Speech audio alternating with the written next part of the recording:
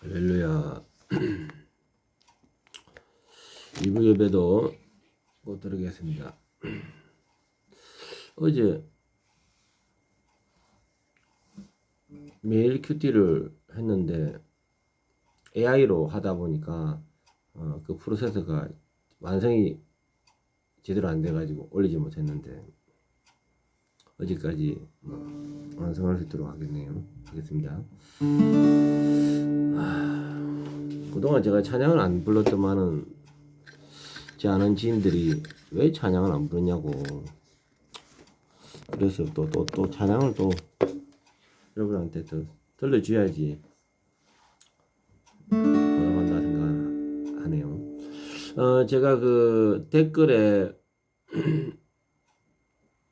카카오톡 오버 채팅방에 연결을 이제 할 겁니다. 여러분들이 와서 대화도 나누고 기도 제목도 나누고 그리고 상담도 할 수 있고 그러한 채널을 커뮤니티를 할 수 있는 채널을 가졌으면 좋겠다 생각이 드네요. 찬양 하나 하고 주님의 성령 지금 이곳에 찬양 하나 하고 말씀 들어가도록 하겠습니다.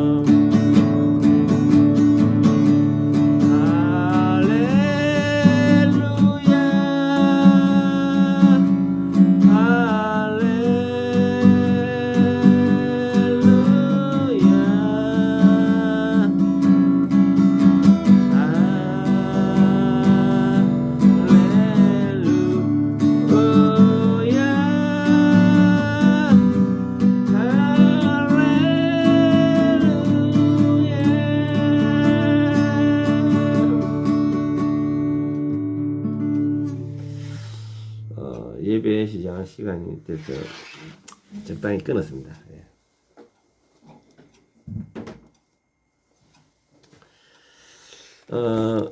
어느 기간에는 어느 교회는 찬양을 예배라고 부르기도 하고 또 어느 교회는 말씀을 또 예배라 하기도 하고 그렇습니다. 그런데 우리가 예배를 하면은 찬양과 말씀이 다 포함이 되어 있습니다. 너무 또 말씀만 또 들어가면은 여러분들이 실제적으로 이 사이트에 들어와서 말씀을 여러분들이 은혜를 받는 사람들이 과연 어찌 있겠습니까? 솔직히 그리 많지는 않아요. 여러분들이 제가 여러분들 끼치고자 하는 은혜를 그대로 받느냐? 그럼 참 좋겠네요. 근데 과연 그렇지 않습니다. 1, 2분 만에 도망가는 사람이 다수입니다. 그래서 제가 소츠를 제가 개발하는 이유가 많은 사람들이 와서 그래서 제가 이제 커뮤니티를 활성화해야 되겠다. 왜? 결국 근데 저같이 작은 교회뿐만 아니라요. 골방 교회에 있는 작은 교회뿐만 아니라 큰 교회도 매한가지예요. 결국 많은 사람들이 듣고 있는 거기 그 계시는 성도들 말고는 듣는 사람이 없다는 거죠. 네. 자, 오늘 2부 예배는 데살로니가 후서 3장입니다. 게으름과 악에서 돌이켜 복음에 순종하라. 지금 현재도 이제 종말이라는 어떤 타이틀을 우리가 멀리할 수가 없고, 지금 이제 코로나 이후에 급격히 통제 시스템으로 들어가고 뭔가 악한 자들은 이 모든 프로세스를 움직이기 참 좋은 환경을 만들어가고 있어요. 그러면 우리 이 종말 가운데서 사람들이 깨는 사람들은 아유 뭐 주님 오실 건데 뭐 무슨 일을 해야 돼 뭐 이렇게 하는 사람들이 많아요. 제가 청년 때도 저도 한때는 그런 종말에 대한 폐쇄적인 종말을 가지고 그 인생을 뭐 설계를 하지는 않았습니다. 그래서 잘못된 신학이다 뭐 이렇게 봐집니다. 한 가지입니다. 지금 이 데살로니가 후서에 바울 목사님께서 이제 뭐 예수님 오실 건데 뭐 열심히 일할 필요가 있느냐 하는 사람들이 그 당시에 상당히 있었습니다. 그들에 대해 혼내고 데살로니 전서에도 그런 게으른 자들에 대해서 일하지 않는 자는 먹지 말라고 하면서 그렇듯이 지금 이 데살로니 후서는 뚝 더 심하게 꾸짖는 강도가 높아요. 자, 말씀 자 들어가 볼게요. 그래서 이 종말 때 되면은 각종 이단자들의 잘못된 복음으로 인해서 우리의 삶의 균형이 무너지더라는 겁니다. 균형이. 복음과 삶과의 균형이 있어야 되거든요. 복음을 가지고 삶 가운데 힘이 있어야 되는데 복음은 들어왔는데 삶은 행편이 없더라. 이러면 안 되잖아요. 그렇게 되니까 결혼도 안 하게 되고 또 목표 없는 삶을 살게 되고 그리고 폐쇄적인 신앙을 가지게 된단 말입니다. 이게 뭐냐? 결국 잘못된 신앙관 때문에 그리 되는 거예요. 자, 1에서 5절 말씀을 읽고 있습니다. 끝으로 형제들아 너희는 우리를 위하여 기도하기를 주의 말씀이 너희 가운데서 같이 퍼져 나가 영광스럽게 되고 또한 우리를 부당하고 악한 사람들에게서 건지시옵소서 하라. 믿음은 모든 사람의 것이 아니니라. 주는 이뻐사 너희를 굳건하게 하시고 악한 자에게서 지키시리라. 너희에 대하여는 우리가 명한 것을 너희가 행하고 또 행한 줄을 우리가 주 안에서 확인하노니 주께서 너희 마음을 인도하여 하나님의 사랑과 그리스도의 인내에 들어가게 하시기를 원하노라.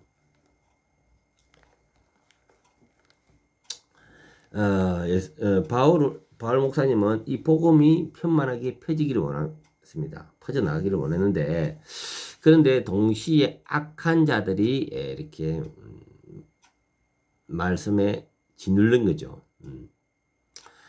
그래서 악한 자들로부터 건짐을 받기를 원한다. 악한 자들에게 건지옵소서 하라. 믿음은 모든 사람의 것이 아니니라. 믿음은 믿는 그 사람들의 것이죠. 모든 사람 하나님께서 모든 사람을 구하는 것이 아니고요. 믿는 그들을 구원하신 겁니다. 그래서 복음 사역은 전진적으로 단순한 인간 노력이 되는 것이 아니로 하나님의 주권과 능력 안에서 이루어지는 겁니다. 그래서 구원받을 자들만 구원받게 되는 겁니다. 그러므로 우리는 먼저 회개의 복음을 전하는 자들을 위하여 기도해야 합니다. 이 시대에 복음이 막히는 이유는 단지 이 외적인 방해 때문이 아닙니다. 교회가 진리에서 벗어나고 사역자들이 악한 자들과 타협을 할 때 복음은 막힙니다. 또한 복음을 거스르는 자들, 복음에 무관심하게 하거나 대적하는 자들 역시 회개해야 할 죄인입니다. 하나님의 말씀은 그들 향해 돌이켜 복음에 순종하라고 외칩니다. 그래요. 말세지 말에 복음을 이렇게 저렇게 꼬아서 복음이 다가오는 복음들이 너무 많아요. 제 주위도 그렇고요. 이 가운데 우리는 그들을 사랑으로 품고 사랑으로 섬겨야겠죠. 그러나 그들의 정체성을 깨닫기를 원하는 거죠. 말세지 말에 이러한 지금 베드로 제가 후서에도 보니까 그래요. 이 말세지 말에 거짓 선지자, 거짓 교사들 때문에 경각을 울린단 말입니다. 6절에서 15절까지 말씀을 보겠습니다. 질서 있는 삶과 게으름의 회개 6절에서 15절까지. 형제들아, 우리 주 예수 그리스도의 이름으로 너희를 명하노니 게으름을 행하고 우리에게서 받은 전통대로 행하지 아니하는 모든 형제들에게서 떠나라. 어떻게 우리를 본받아야 할지는 너희가 스스로 아나니 우리가 너희 가운데서 무지사하게 행하지 아니하며 누구에든지 음식을 값없이 먹지 않고 오직 수고하고 애써 주야로 일함은 너희 아무에게도 배를 끼치지 아니하려 함이니 우리에게 권리가 없는 것이 아니요 오직 스스로 너희에게 본을 보여 우리를 본받게 하려 함이니라. 우리가 너희와 함께 있을 때에도 너희에게 명하기를 누구든지 일하기 싫어하거든 먹지도 말게 하라 하였더니 우리가 들었은즉 너희 가운데 게으르게 행하여 도무지 일하지 아니하고 일을 만들기만 하는 자들이 있다 하니 이런 자들에게 우리가 명하고 주 예수 그리스도 안에 거하기를 조용히 일하여 자기 양식을 먹으라 하노라. 형제들아 너희는 선을 행하다가 낙심하지 말라. 누가 이 편지에 한 우리 말을 순종하지 아니하거든 그 사람을 지목하여 사귀지 말고 그로 하여금 부끄럽게 하라. 그러나 원수와 같이 생각하지 말고 형제같이 건면하라. 말세지 말에 이렇게 게으르고 질서 없는 자들에 대한 부분에 경각을 느끼고 있죠. 지금 이제 대한민국이 대통령이 탄핵이 되고 많은 사람들이 슬퍼하고 있습니다. 인해서 새로운 대통령을 또 이렇게 찾고 있고 그 가운데 기도하며 나아가고 있습니다. 그래요.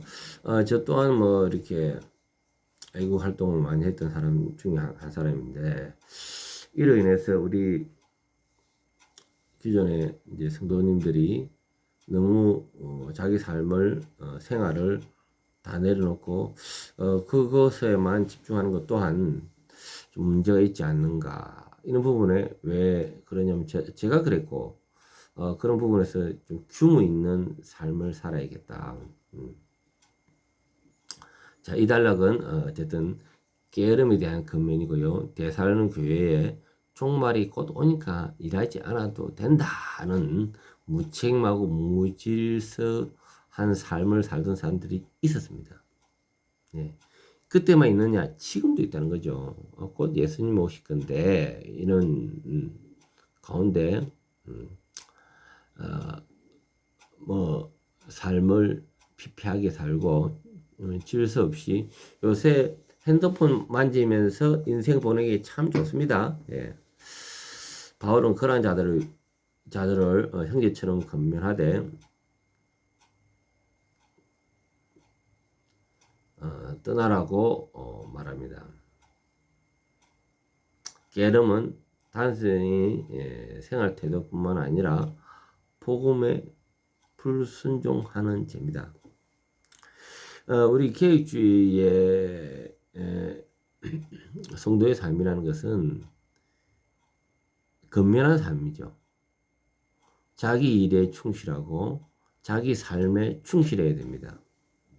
그리고 분명한 건전한 노동관이 있어야 됩니다. 노동관. 하나님의 직업의 소명의식도 있어야 되는 소명의식. 하나님께서 우리를 부르신 목적은 거룩함이며 우리는 믿음의 열매로 성실한 삶을 살아야 합니다. 여기서 바울은 자신을 본받아라고 말합니다. 그는 복음을 전하는 가운데 다른 사람에게 짐이 되지 않으려고 스스로 일하여 먹고 살았습니다. 이것이 진정한 복음의 삶이죠. 그래서 바울을 피스메이커랍니다. 또 텐트 메이커라죠. 그 당시엔 텐트를 짓는다는 것은 건축업입니다. 텐트를 짓는 것은 아버지로부터 배워왔습니다. 텐트를 지으면서 자기의 잡을 가지고 그리고 그 당시에는 복음에 대해서 전할 때 뭐 생활에 넉넉함이 없었습니다. 저 또한 그래요. 저도 잡을 가지고 있습니다. 잡을 가지고 왜냐? 교회를 통해서 이렇게 지속적인 생활을 받을 거에 대한 것을 제가 늦게 신학을 했기 때문에 그런 건 없지만은 다만 옳은 복음을 전해야 되겠다. 거기에 대해서는 제가 굴하지 않아요. 네. 그 가운데 텐트 메이커가 된 이 바울 스스로도 그러한데 너희들마저 방구석에 들어누워 있고 핸드폰을 만지며 시간을 보내며 캥거루 같이 엄마 아빠의 도움만 받아서 그렇게 지내는 청년들이 되지 않기를 간구하는 거죠. 참 대한민국이 좀 특이한 게 인구 감소로 인해서 외국인들이 많이 들어왔습니다. 외국인 필요해요. 그러나 우리 젊은 분들이 3D의 일에 대해서 두려워하며 하지 아니하니까 지금 노동 현장이 다 젊은 사람들이 바뀌었습니다. 외국 노동자로 바뀌었습니다. 그래서 참 앞으로 우리 젊은 노동자들이 우리 젊은이들이 어떻게 이 나라를 이끌어갈 것인가에 대한 상당히 두려움이 있는 거죠. 예. 저 또한 뭐 학사 이상 공부를 했죠. 했는데 하는 잡은 3D 일을 하죠. 3D. 왜? 3D 일이 폭이 넓고 또 일에 대한 페이도 있고 그래서 우리 젊은이들이 일이 없다 이렇게 생각할 것이 아니고 아직도 할 일이 많다. 외국인 직업을 가진 노동자들이 왜 많겠어요? 네. 우리가 안 하니까 그들이 자리를 차지하고 있는 거죠. 그래서 바울은 자신을 본받아라고 하죠. 그는 복음을 전하는 가운데 다른 사람에게 침이 되지 않도록 하면서 스스로 일하면서 먹고 살면서 또 그 가운데 또 복음의 에너지가 넘치는 거죠. 오늘날 우리 안에서도 영적 게으름과 기도하지 않고 말씀에 묵상하지 않고 교회를 세우는 일에 무관심한 태도는 회개해야 할 죄인 거죠. 16절에서 18절 평강의 주께서 친히 때마다 일마다 너희에게 평강을 주시고 주께서 너희 모든 사람과 함께 하시기를 원하노라. 나 바울은 친필로 문안하노니 이는 편지마다 표시로서 이렇게 쓰노라. 우리 주 예수 그리스도의 은혜가 너희 무리에게 있을지어다. 평강의 주께서 이제 돌아오라고 했습니다. 주께서 돌아오라. 근면이죠. 하나님께서 평강을 주시는 분이라는 것을 선언하시고요. 이 평강은 누구에게나 자동으로 주어지는 것은 아닙니다. 복음에 순종하고 게으름과 무질서에 돌이켜 회개하는 자에게 주어지는 은혜입니다. 많은 사람들이 저 또한 그래요. 평강치 못한 때가 너무 많아요. 왜 그럴까요? 복음이 충만하지 못한 겁니다. 하나님의 은혜가 충만하지 못한 거예요. 하나님의 은혜가 떨어질 때는 우리 마음속에 늘 불안과 초조가 다가옵니다. 근심이 다가옵니다. 슬픔이 다가옵니다. 그리고 주님의 평강으로부터 떠나 있으니까 사탄 마귀의 노름에 이용이 되죠. 그래서 우리는 무시로 기도하며 성령의 도움을 간구해야겠죠. 오늘날 많은 사람들이 평강을 원합니다. 그러나 회개 없이 참 평강은 없습니다. 그리스도 안에서 죄에서 돌이키고 순종하는 자에게만 하나님의 내면의 힘과 위로가 주어집니다. 바울은 은혜가 너희 모든 자에게 있을지어다라고 편지를 마무리를 짓고 있습니다. 이것이 복음의 마지막 외침입니다. 하나님 은혜가 너에게 있으려면 죄를 회개하고 주께로 돌아오라고 말씀하십니다.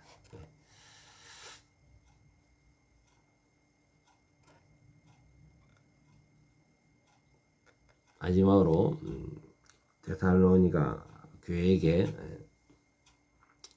전하는 말씀을 요약하자면요.